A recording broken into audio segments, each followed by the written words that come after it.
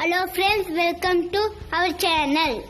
Friends, நம்ம வீட்ல ஏதாவது ஃபங்க்ஷன்ஸ் வந்துச்சுன்னா இனி வந்துட்டு நம்ம கேக் வாங்குறதுக்காக கடைக்கு போக வேண்டாங்க. நம்ம வீட்ல இருக்கிற பொருட்களையே வச்சு ரொம்ப சிம்பிளான முறையில் வெறும் 10 நிமிஷம் இருந்தா போதுங்க கேக்ஸ் ரொம்ப சூப்பரா ரெடி பண்ணிடலாம். பாருங்க, இன்னைக்கு இந்த கப்ல 1 கப் அளவுக்கு வந்துட்டு நான் நல்லா சலிச்சு சுத்தம் பண்ணி வச்சிருக்க மைதா மாவு எடுத்தாச்சு. அதுலயே வந்துட்டு 1/2 ஸ்பூன் அளவுக்கு பேக்கிங் பவுடர், 1/4 டீஸ்பூன் அளவுக்கு பேக்கிங் சோடா சேர்த்துட்டு தண்ணி எதுவும் சேர்க்காம இது இந்த மாதிரி நல்லா கலந்து விட்டுலாங்க. இன்னைக்கு நம்ம ரொம்ப சிம்பிளான முறையில் அதே சமயத்தில் ரொம்ப பர்ஃபெக்டான டேஸ்டா இருக்க பேன் கேக் தான் வந்துட்டு எப்படி செய்யறதுன்னு பார்க்க போறோம். வெறும் 10 நிமிஷம் இருந்தா போதுங்க இந்த கேக்கை டக்குன்னு செஞ்சு முடிச்சிடலாம். இப்ப பாருங்க, இது அப்படியே நல்லா கலந்து விட்டாச்சு.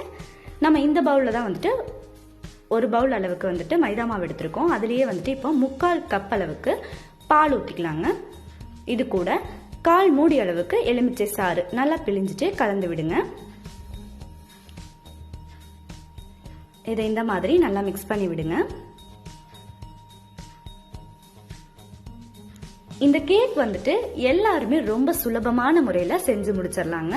நமக்கு இப்போ ஒரு 10 நிமிஷத்துக்கு முன்னாடி செய்யணும்னு தோணுச்சுன்னா டக்குனே வந்துட்டு நம்ம செஞ்சு முடிச்சிடலாம். அதிகமான பொருட்கள் நமக்கு தேவைப்படாது. இப்போ வந்துட்டு நம்ம 3/4 கப் அளவுக்கு வந்துட்டு எந்த கப்ல மைதா மாவு எடுத்திருக்கிறோமோ அந்த கப்லயே வந்துட்டு 3/4 கப் அளவுக்கு நமக்கு சுகர் பவுடர் தேவைப்படும்.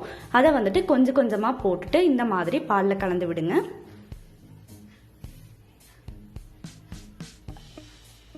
இப்ப வந்துட்டு மீதி இருக்கிற சுகர் பவுடரையும் வந்துட்டு இந்த பாலில் சேர்த்துட்டு நல்லா கலந்து விடணுங்க. கட்டி எதுவும் இல்லாம இந்த மாதிரி நல்லா கரைச்சி விடுங்க. இந்த கேக் வந்துட்டு ஈஸியாவே செஞ்சு முடிச்சிடலாங்க. நமக்கு வந்துட்டு விஸ்க் எல்லாமே தேவைப்படாது. இப்ப பாருங்க, மீதி இருக்கிற சுகர் பவுடரையும் இதுக்குள்ள சேர்த்தாச்சு.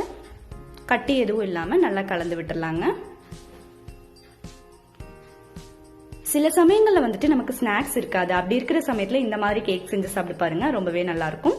இப்ப நம்ம கலந்து வச்சிருக்கிற பாலை வந்துட்டு அப்படியே உள்ள சேர்த்துக்கோங்க. மாவுக்குள்ள சேர்த்துட்டு நல்லா கலந்து விடுங்க. இந்த பேன் கேக் வந்துட்டு கண்டிப்பா எல்லாத்துக்குமே வந்துட்டு ரொம்ப ரொம்ப பிடிச்சதா இருக்குங்க. இந்த மாதிரி நல்லா கலந்து விடுங்க. நான் இன்னைக்கு ஒரு ஸ்பூன் வச்சு தான் வந்துட்டு கலந்து விட்டுட்டு இருக்கேங்க. நமக்கு ரொம்ப கெட்டியா இருக்கிற மாதிரி இருந்துச்சுன்னா வந்துட்டு இன்னும் கொஞ்சமே கூட பால் சேர்த்து நல்லா மிக்ஸ் பண்ணி விடணுங்க. இப்ப பாருங்க, கொஞ்சம் கெட்டியா இருக்க மாதிரி இருக்கு. அதனால இன்னும் கொஞ்சமே வந்துட்டு நம்ம பால் சேர்க்கணும். அதுக்கு முன்னால வந்துட்டு ஒரு 2 ஸ்பூன் நம்ம எண்ணெய் சேர்த்துக்கலாங்க. இது கூடவே வந்துட்டு ஒரு 3 ஸ்பூன் அளவுக்கு நல்ல கெட்டியான தயிரை உள்ள சேர்த்துக்கலாங்க. இதையும் வந்துட்டு நல்லா மிக்ஸ் பண்ணி விடுங்க.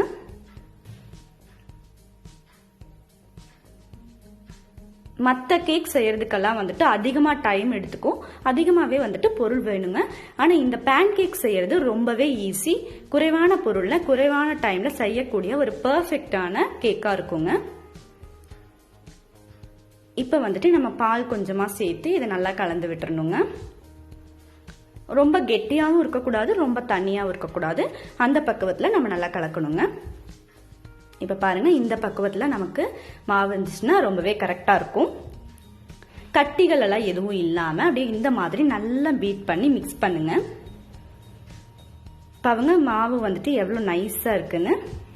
இப்போ நம்ம பிளேவருக்காக 1/4 ஸ்பூன் அளவுக்கு வெனிலா எசன்ஸ் சேர்த்துருக்கோங்க. வீட்டுல வெனிலா எசன்ஸ் இல்லைன்னா நீங்க வந்துட்டு கொக்கோ பவுடர் சேர்த்துக்கலாம். அப்படி இல்லைன்னா காஃபி பவுடர் கூட கொஞ்சமா சேர்த்துட்டு நல்லா மிக்ஸ் பண்ணி விடுங்க.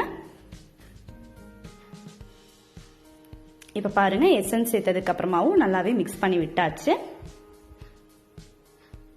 இப்ப நமக்கு கேக் செய்யறதுக்கு மாவு ரெடி ஆயிடுச்சுங்க. அடுத்ததா ஒரு பேன் எடுத்துக்கலாம். அந்த பேன்ல வந்துட்டு நம்ம எண்ணெய் வந்து ஃபுல்லா தடவிடலாங்க. அப்பதான் வந்துட்டு கீழே வந்துட்டு கொஞ்சம் கூட ஒட்டாம நமக்கு அருமையா வரும். கொஞ்சமா இப்படி எண்ணெய் ஊத்திட்டு ஃபுல்லா வந்து இந்த மாதிரி நல்லா அப்ளை பண்ணுங்க. மேலால வந்துட்டு கொஞ்சமா நம்ம வரமாவு சேர்த்துக்கலாங்க. இப்ப வரமாவு சேர்த்தாச்சு. அடுத்ததான் நம்ம ரெடி பண்ணி வச்சிருக்கிற மாவு எடுத்து அப்படியே ஊத்திடணுங்க. இப்ப நம்ம நல்லா மிக்ஸ் பண்ணி வச்சிருக்க மாவை இந்த மாதிரி பேன்ல சேர்த்துடலாங்க.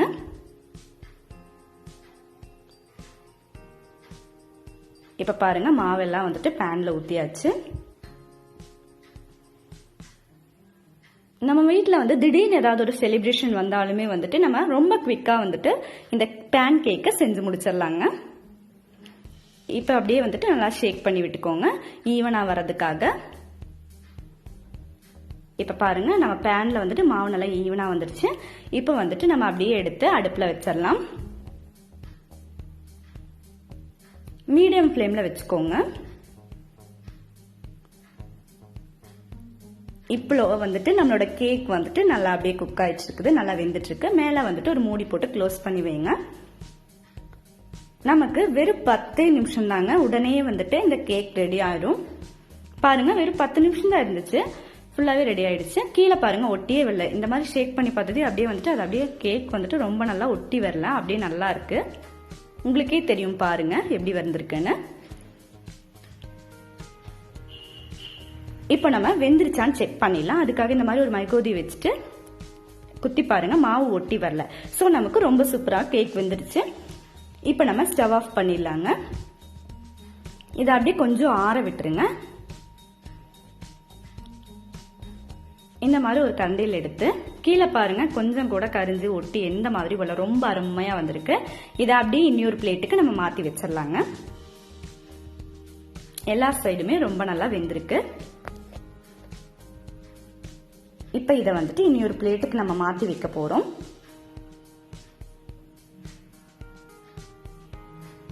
இந்த கேக்கு மேல வந்துட்டு நம்ம என்ன வேணாலும் எப்படி வேணாலும் நமக்கு பிடிச்ச மாதிரி டெக்கரேட் பண்ணிடலாங்க.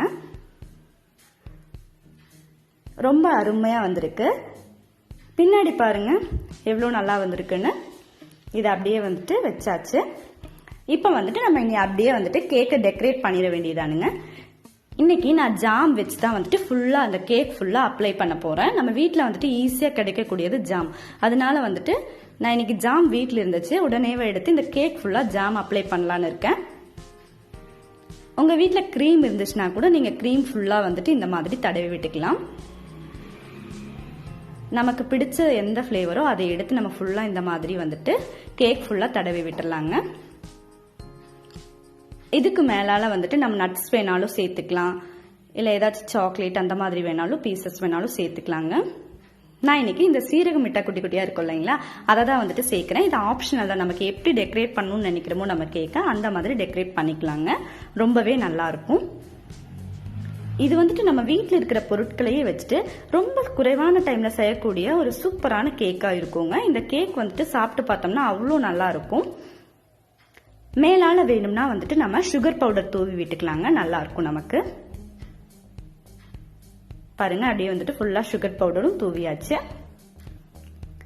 இனி இதை அப்படியே கட் பண்ணி எடுத்து சாப்பிட வேண்டியதாங்க. நம்மளோட கேக்கோட டெக்கரேஷன் முடிஞ்சிருச்சு. இப்ப அப்படியே கட் பண்ணி பார்க்கலாங்க. நம்ம ஒரு கத்தி எடுத்தாச்சு,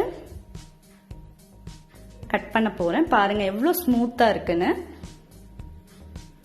நம்மளோட கேக் ரொம்ப அருமையா வந்திருக்குது. இந்த கேக் வந்துட்டு எல்லாருமே ரொம்ப ஈஸியா செய்யக்கூடியதா தாங்க இருக்கும். பாருங்க சைடுல எல்லாமே நல்லா வெந்திருக்கு. ஜாம் வந்து எல்லாத்துக்குமே பிடிச்சதா தான் இருக்கும். ஸோ இந்த கேக் கூட நம்ம ஜாம் வச்சு சாப்பிடும்போது ரொம்ப அருமையான ஃப்ளேவரா இருக்கும்.